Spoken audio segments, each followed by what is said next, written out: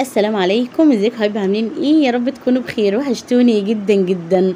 صباح الورد والياسمين على احلى متابعين، حسب بقى الصباح او المساء اللي تشوفوني فيه. بقالي بقى كده فتره ما دخلتش معاكم المطبخ، لا عملت معاكم لا وصفات ولا اي طبخه خالص، وطبعا بسبب الحر. فقلت النهارده بقى اخش عليكم كده بقلبي جامد بوصفه جميله جدا واكله ما شاء الله مغذيه وسمينه.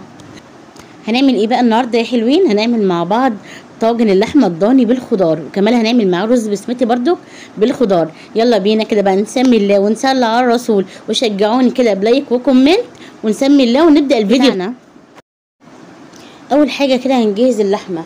جبت هنا كده صينيه واحط كده معاها معلقه من السمنه البلدي، واسيبها بقى كده لما تسيح خالص.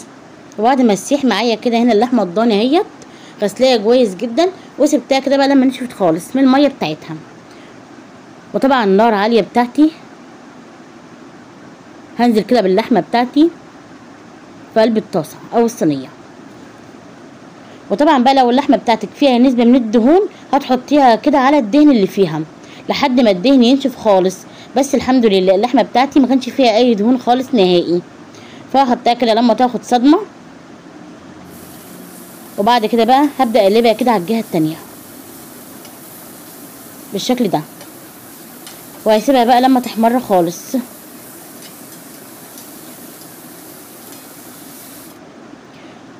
بعد بقى ما احمرت خالص كده بالشكل ده، معايا هنا بصل. طبعا الوصفه دي بتحتاج بصل كتير. جبت كده حوالي 3 بصلات كبار وخرجتهم كده طرنشات بالشكل ده. معايا هنا برضو فلفل اخضر، لو عندك فلفل الوان حطي فلفل الوان، بس الصراحه ما كانش عندي لا فلفل اخضر. ومعايا برضو كده طماطم مقطعاها كده حتت صغيره بالشكل ده. طبعا بقى اي تقطيعه انت حباها وانت عاوزاها. وابدا كده بقى اقلب الخلطه بتاعتي كلها كده مع بعضها. وهنزل بقى كده هنا بالبهارات بتاعتي. معايا معلقه صغيره من الشطه علشان لو عايزاها سبايسي، ومعايا كمان معلقه من الكزبره، ومعلقه من الفلفل الاسمر، ومعلقه بقى من البهارات المشكله، وشويه كده من البابريكا. واظبط بقى كده الملح بتاعي. ومعايا هنا كده برضو بطاطس حبيتين كده كبار مخرطاهم ومقطعاهم مكعبات بالشكل ده. وابدا بقى كده اخلط كله كده مع بعضه لحد كله كده ما يندمج مع بعض بالشكل ده. معايا هنا بقى كده 3 فصوص من الثوم هقطعهم كده قطع صغيره بالسكينه، واغطي عليها بقى واسيبها كده حوالي 5 دقايق كده لما تغلي. لما بدأت بقى تغلي معايا كده بالشكل ده، هنا بقى جبت بقى الطاجن بتاعي اللي هسوي فيه عشان احطه في الفرن. وانزل كده بقى بالخليط بتاعي كله كده في قلب الطاجن بالشكل ده. وطبعا بقى ببقى مولعه الفرن بتاعي كده من قبلها كده ب10 دقايق لما يحمى معايا خالص. وانزل كده باللحمه بتاعتي في قلب الطاجن. ما شاء الله على الريحه من قبل كده ما احطها في الفرن. هزود بقى كده كوبايه ميه سخنه مغليه عشان ما تنشفش مني، واحطها بقى كده في الفرن بتاعي. في ناس بقى هتقولي لو احنا بقى ما عندناش لحمه ضاني نعمل ايه؟ اعمليها بلحمه عاديه عادي مفيش فيها اي مشاكل.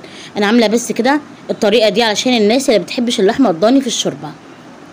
وحطيتها كده في الفرن على الشبكه كده اللي في النص ومولعه من تحت بس، وهسيبها بقى تستوي خالص كده براحتها.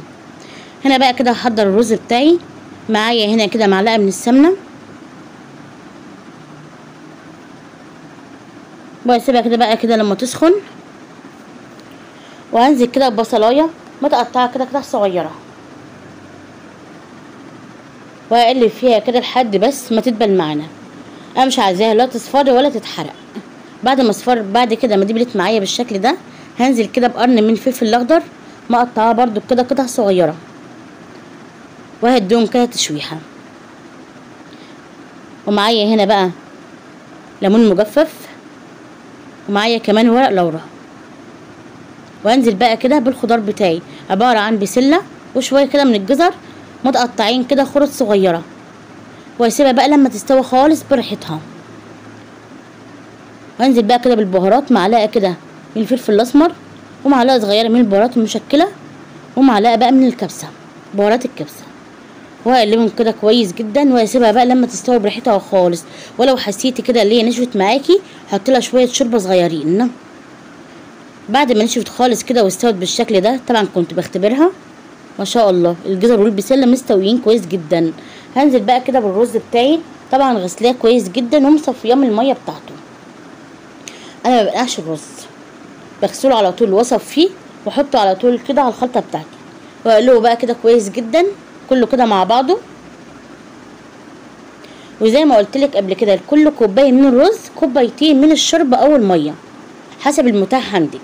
معايا هنا بقى الشوربه مغليه، هنزل كده عليها بالرز بتاعي بس كده تمام. واظبط بقى كده الملح بتاعي واسيبه بقى لما يبدأ يغلى خالص، ههدي عليه النار. بعد كده ما فات حوالي تلت ساعة هشوف كده بقى الرز بتاعي اخباره وعامل ايه. ما شاء الله الرز مفرفر جدا، شايفين عامل ازاي؟ يعني لا معجن معايا ولا اي حاجة خالص. حابة كده اوريكم على قريب عشان اوريكي بس الرز قد ايه مفرفر ومش معجن. يدوبك بقى عايز يسيب كمان 10 دقايق، وبعد كده بقى نشوفه عامل ايه. بعد ما عدى بقى كده حوالي يعني كله كده على بعضه نص ساعة كده بقى الرز خلاص جاهز معانا اهوت. شايفين الرز عامل ازاي؟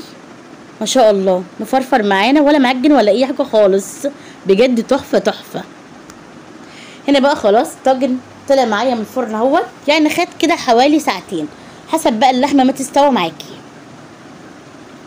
شايفين ما شاء الله الريحة، مش هقول لكم بقى الريحة جنان والله العظيم. الريحة كانت قلبة، مش الشقة لا البيت كله، بجد تحفة. حابة كده بقى اوريك البطاطس قد ايه مستوية والخضار، شايفين؟ وحابة برضو كده اوريك اللحمة، مش عارفة طبعا اطلعها لان اللحمة سخنة جدا مولعة نار. شايفين العظم بيشال من اللحمة بكل سهولة، دي بقى يدل ان اللحمة مستوت جدا معانا.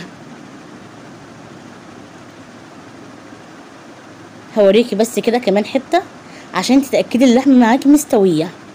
شايفين اتقطعت معانا بكل سهولة بجد والله. انا اصلا مكنتش عارفة امسكها لانها سخنة مولعة نار. بسم الله. شايفين اللحمة دايبة ازاي والطعم كان ايه تحفة. هبدأ بقى كده اغرف الرز معاكم.